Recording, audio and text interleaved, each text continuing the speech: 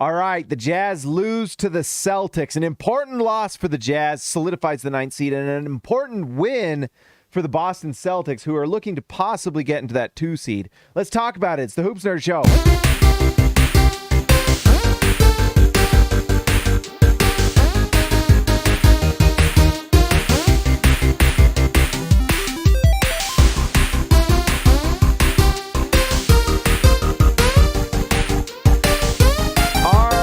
Before we get into it, make sure you go to Prize Picks and use promo code HoopsNerd right now. Go right now. They will match up to $100. You put $5 down, they will give you $5. I don't know what's going on with my camera today. But anyways, go to prizepicks.com. Use promo code HoopsNerd. It supports the channel. You get free money for doing it, and you can win free money at Prize Picks. It's a lot of fun. Go check it out. I would appreciate it, and supports the channel. And speaking of supporting the channel, if you're new here, like and subscribe. Like the video. Subscribe to the channel. Why wouldn't you? Do it. Do it. All right, let's talk about the Celtics first, and then we'll talk about the Jazz.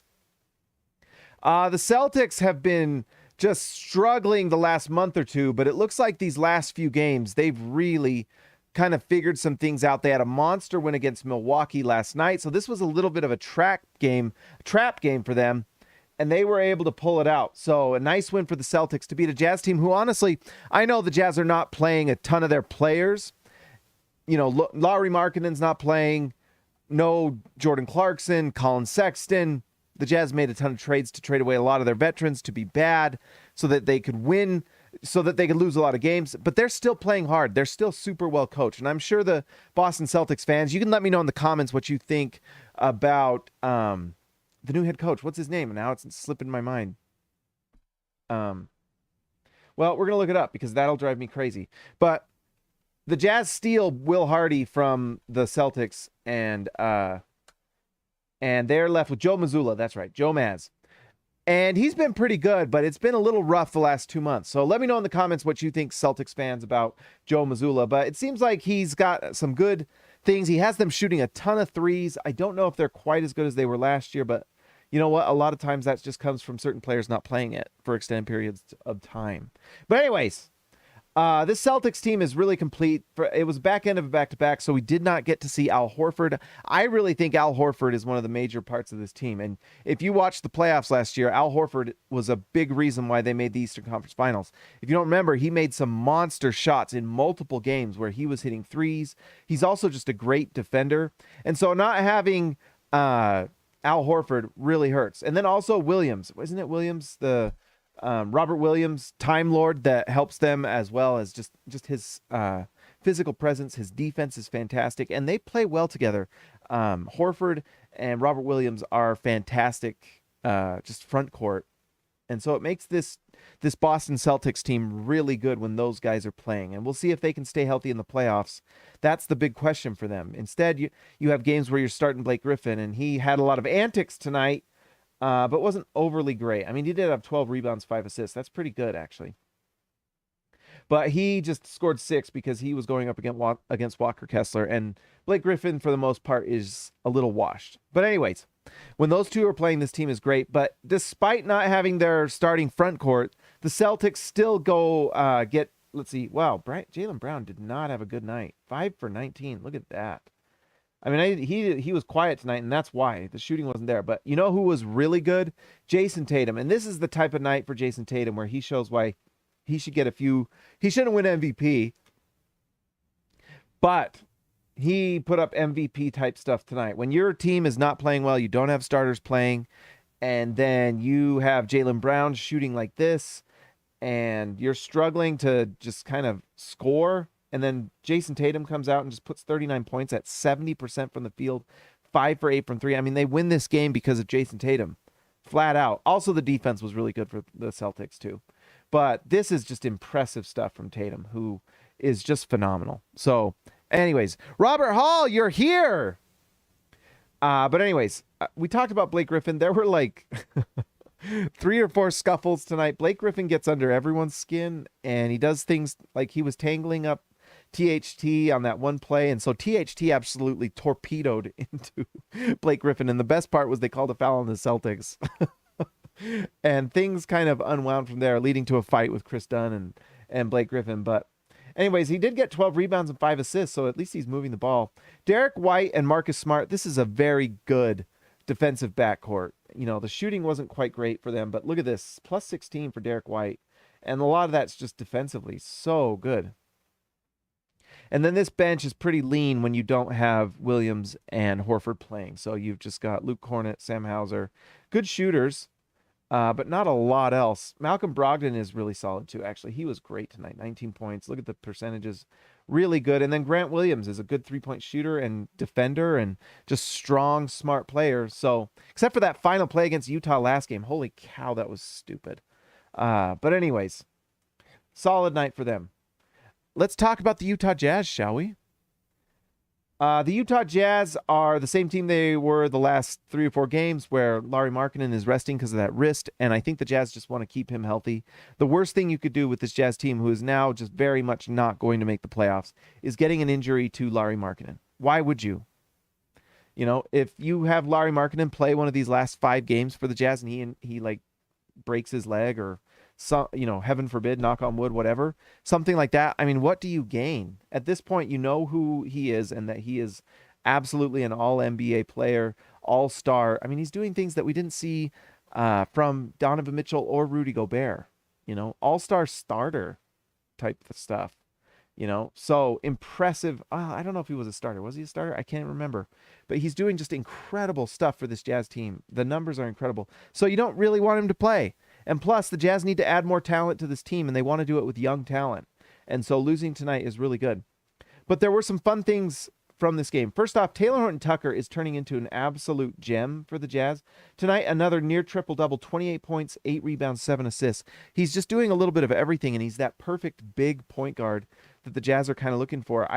If he continues to put up numbers like this and he can just improve his shooting, then there's no reason why he can't be the backup point guard for this Jazz for a long time and play with the backups and just do really well. I mean, he'll have a long career in the NBA doing what he's doing tonight. He just needs to improve the efficiency a little bit. I know this Boston Celtics team is a good defensive team, so it kind of makes these numbers pretty darn impressive. 28 points, 8 rebounds, 7 assists, so really great. Simone Fontecchio is looking much more like an NBA player to me. I know the numbers aren't completely great. I mean, 38%, not great, but he's looking like an NBA player, which is really nice to see. Hitting threes. He does a few other things. He had that nice drive to the basket. He's a nice player. Kelly Olynyk came back and played. He scored 8 points, 8 rebounds, 3 assists.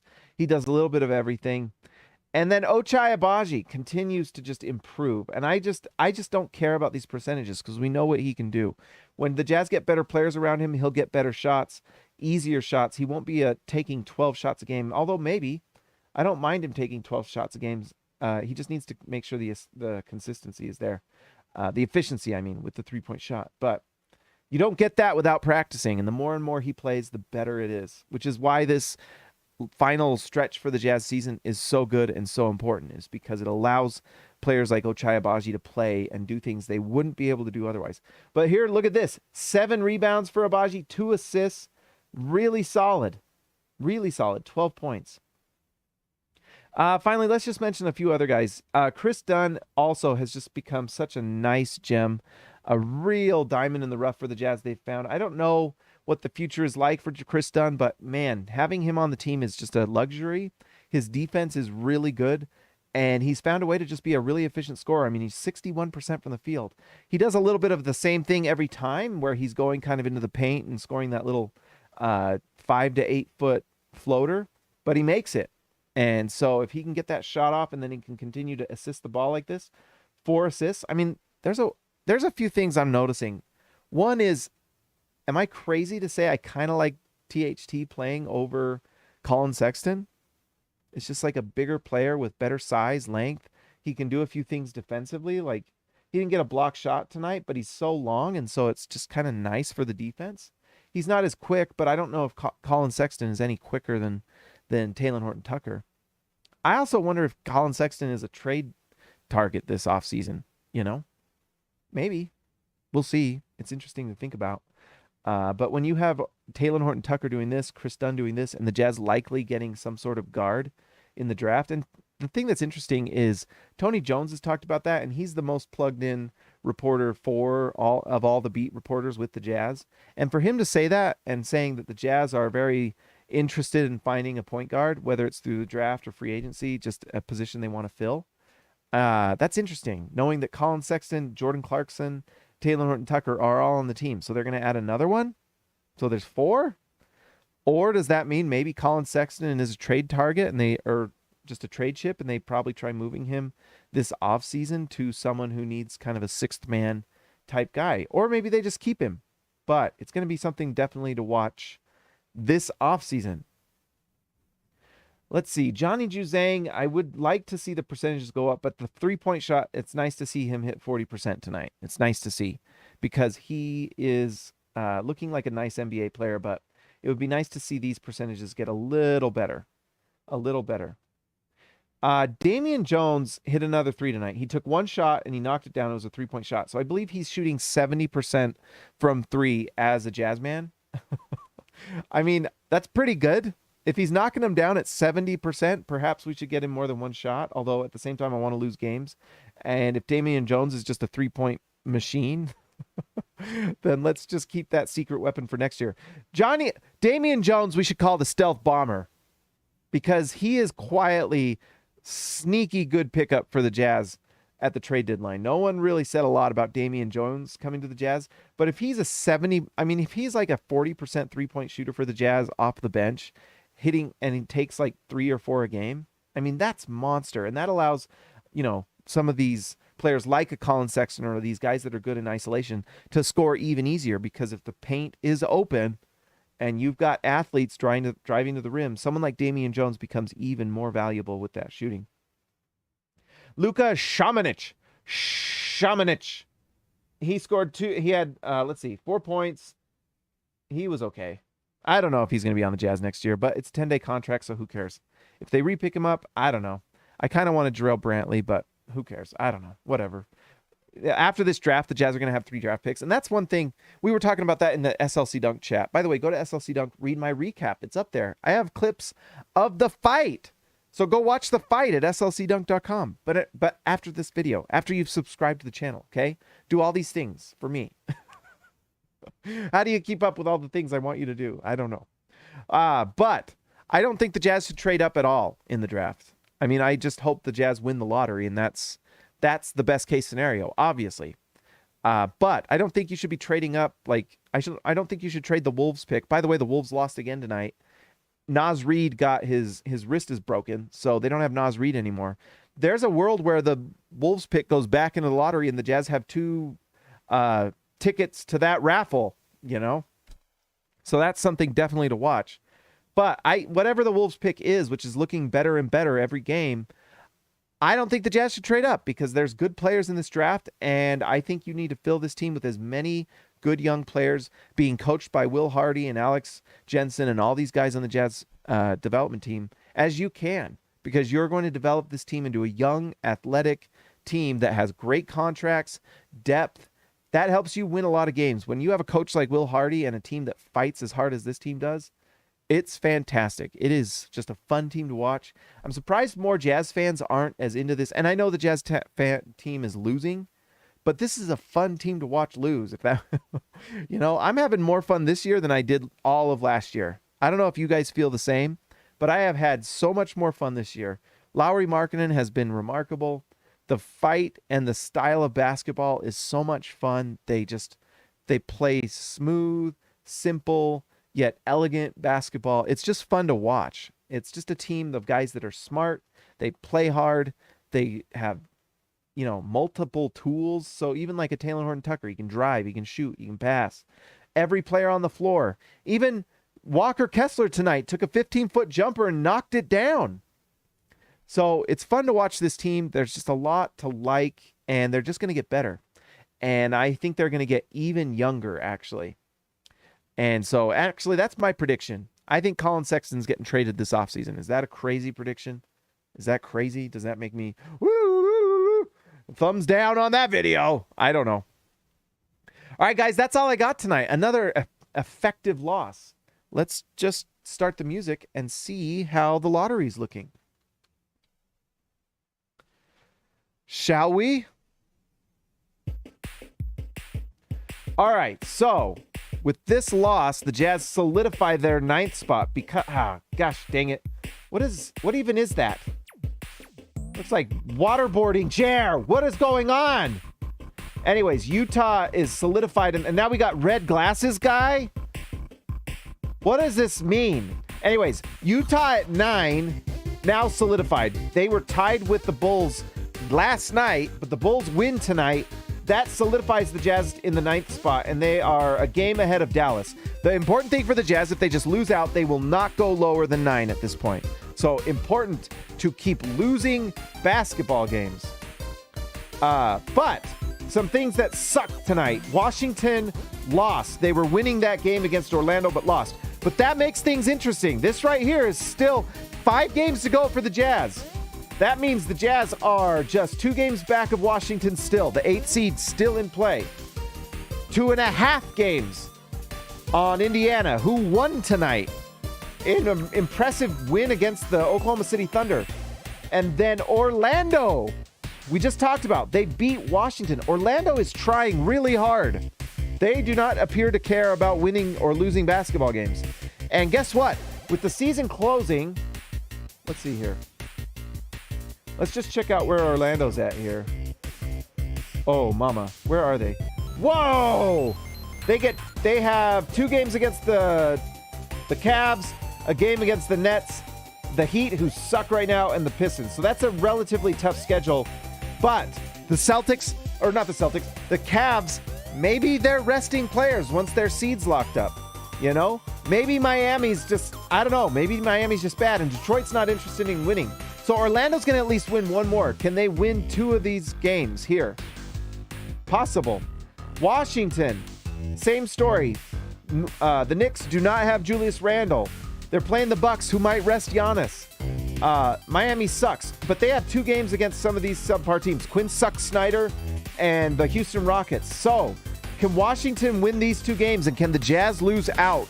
Big time tanking for the Jazz has to happen now. Absolutely right now. And then Indiana, look at this. 4 games left. 1 against it. Can they win 2 of these games? Maybe 3. I don't think they want to. It's a long shot. It's getting close. But never say never, right? I believe in miracles. Do you believe in miracles? They're just 2.5 against the Jazz. So the Jazz need to continue to lose, and we need them to win at least 2 or 3 of those games. And guess what? The Jazz have a shot.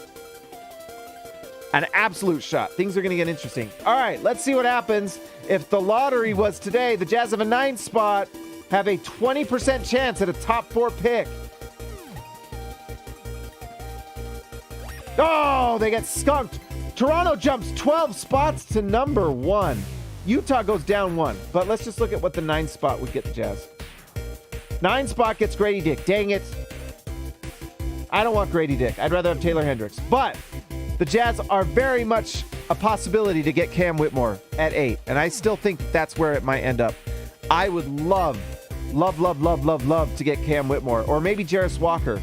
Or maybe Anthony Black falls. I don't know. There's some nice guys in this range too. And look, the Jazz get Cason Wallace at 14 with the Wolves losing. Can the Wolves keep losing? Oh, mama. Oh, mama. I just don't think the Jazz are going to draft Grady Dick. I just don't like Grady Dick. He's just a shooter. That's all he is. And shooting's nice, but I need you to be more than that. Ochai Agbaji, why would Grady Dick be much better than Ochai Agbaji? All right, let's see. Let's get this back here. All right, let's give a shout out to our All-Stars. By the way, if you're new here, like and subscribe to the channel. And if you'd like to support the channel, just hit join. Become a member and support the channel. I would appreciate it. And if you want to be one of the nicknamed stars of the show, the All-Stars, you got to join the All-Stars. All right, let's give a shout out to Baby Elliott Matson, Ezekiel Raicibe, the man from down under. See ya, Alexa Later, Bill Ford Tough, Alexander Tufts, Jorge Arrizaga, mi amigo de bajo, Jordan the Goat, Bessroll, JB, Just Buckets, or Just Buckets JB in the Southern Hemisphere. Let's see. Zap Watts, TGD, Total Game Domination, Christian House, Money to Haas, Tyson Price, The Price is Right, X marks the spot for Zintas, Austin R. Gray, editor extraordinaire, DWDCB, Darren Williams, Carlos Boozer, Patrick Kakubo, the connoisseur, and Robert Hall of Fame, who joined us tonight. Robert joined us again tonight. Welcome back, Robert. All right, guys, that's all I got tonight. Like I said, like and subscribe to the channel. I would really, really appreciate it. It's going to be a fun offseason. The lottery's coming. What if the Jazz won the lottery? Could you imagine? Could you imagine? Oh, it would be so much fun. That would be so much fun. Be one of the great moments in Utah Jazz history, if not one of the greatest, to be honest. Let's hope. All right, guys, I will talk to you next time.